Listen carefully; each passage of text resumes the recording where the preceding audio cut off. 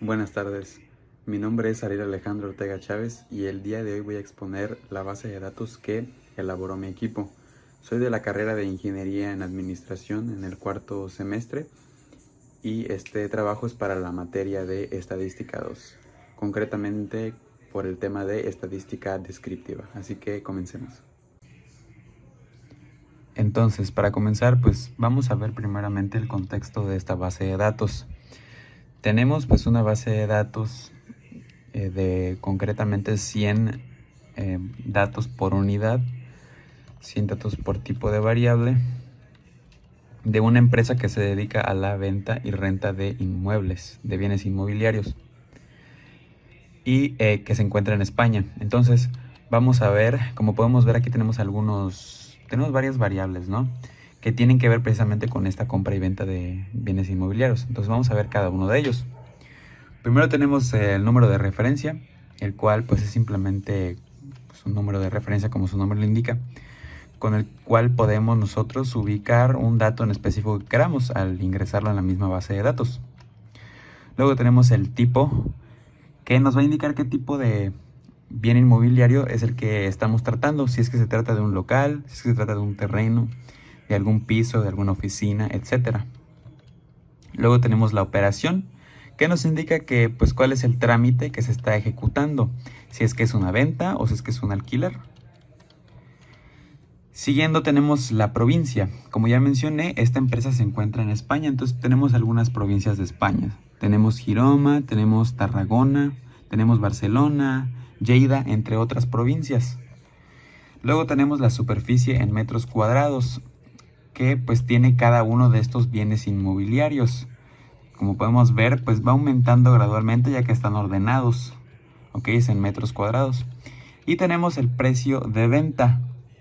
Como ya dijimos, estamos en España, por lo tanto, pues se maneja en euros.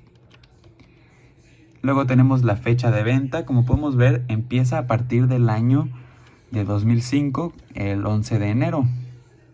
Y podemos ver que va aumentando y culmina finalmente en abril, más concretamente el 19. Y luego tenemos, por penúltimo, tenemos el vendedor. Este simplemente pues es el nombre de la persona que se encargó de hacer la compra o la renta del bien inmobiliario. Jesús, Luisa, María, Carmen, etc. Y tenemos el tiempo de venta en meses, es decir, cuánto se tardó esa persona, ese vendedor, en realizar la venta del inmueble. Tenemos 14, 10, 3, 19, 22, 11. Como vemos en este caso, pues no están ordenados los meses. Entonces, comencemos con el análisis de los datos.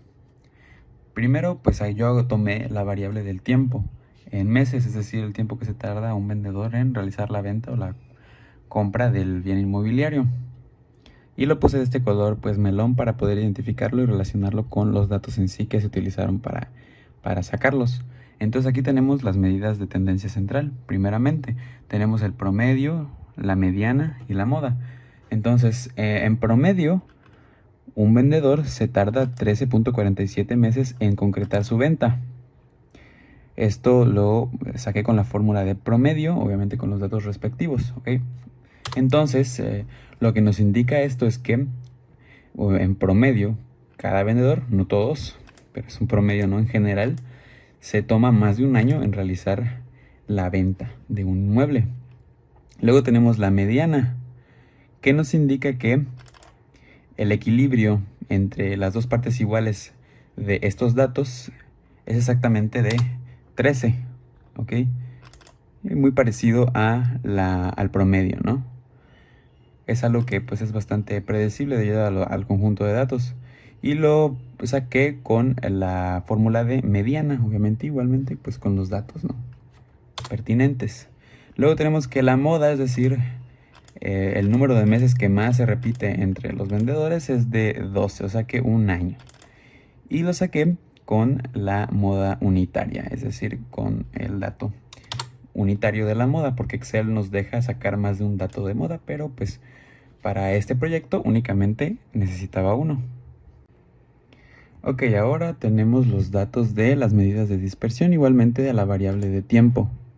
Tenemos el rango, la variancia, la desviación estándar y la desviación media. Primero tenemos el rango, que pues se obtiene únicamente al restarle el dato mínimo al dato máximo. Aquí tenemos que el dato máximo es 24 y el dato mínimo es 1. Entonces pues se realiza esta fórmula, ¿no? Y nos da que es 23. Entonces pues nos dice que la diferencia entre los extremos de los datos, es decir, el dato máximo y el dato mínimo, pues es de 23 unidades, por lo tanto es bastante amplio. Luego tenemos la varianza. ¿Qué tanto va a variar estos datos? Y nos indica que tenemos un 42.08. ¿Ok? Que pues esto es de forma general, ¿no?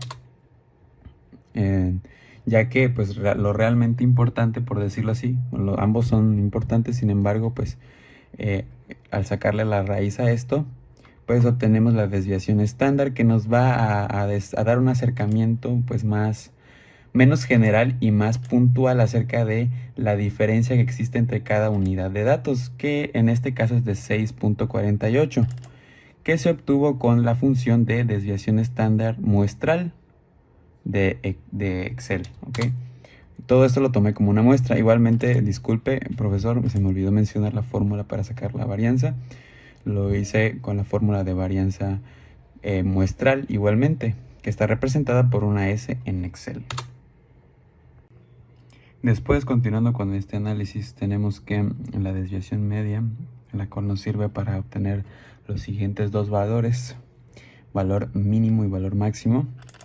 El valor mínimo pues se obtiene al restarle la media a la desviación media, y el valor máximo es el contrario, se realiza la suma. Okay, entonces aquí podemos ver qué tanto se alejan estos valores del centro con respecto a la media, ¿no? Para poder ubicarlos en nuestra tabla de dot plot. De esta forma podemos ver cómo se distribuyen los datos y si es que existe un sesgo o si es que no lo hay. Continuando con este análisis, yo puse esta tabla de frecuencia en donde coloqué pues la frecuencia relativa, la frecuencia absoluta y el porcentaje de estas frecuencias, precisamente para visualizar los datos de la tabla anterior. Como podemos ver, pues aquí en este distinto color tenemos los datos que se encuentran alrededor de la media y que por lo tanto son el mínimo y el máximo, ¿no? Ok. Y que precisamente coinciden con los datos anteriores.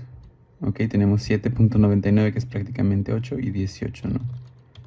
Que están aquí. Entonces, igualmente aquí pues puse los porcentajes totales, la sumatoria de los valores en total y los valores que se ocupan por el valor máximo y mínimo, que es prácticamente un 60% de los valores. Igualmente se realizó el mismo proceso, solamente que con la medida de tendencia central, solamente que con la variable de los metros cuadrados de cada bien inmobiliario, ¿no? Tenemos la medida de tendencia central y también las medidas de dispersión, igualmente con su mismo y respectivo análisis y también con sus fórmulas respectivas, que pues son básicamente las mismas, solamente que con pequeñas variaciones en cuanto a los datos. Para finalizar, tengo esta tabla en donde podemos ver el tiempo de venta de inmueble, es la variable que yo escogí, con respecto a la cantidad de veces que se repite en la base de datos, es decir, pues el dato, podríamos decir la cantidad de vendedores, ¿no? Y el tiempo que tardaron en hacerlo. Entonces, como podemos ver igualmente, como están ordenados los datos, pues va avanzando progresivamente.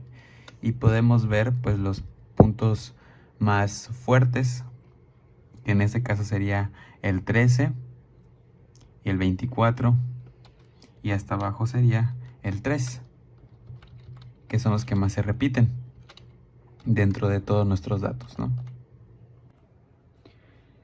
Por mi parte sería todo. Muchas gracias por ver.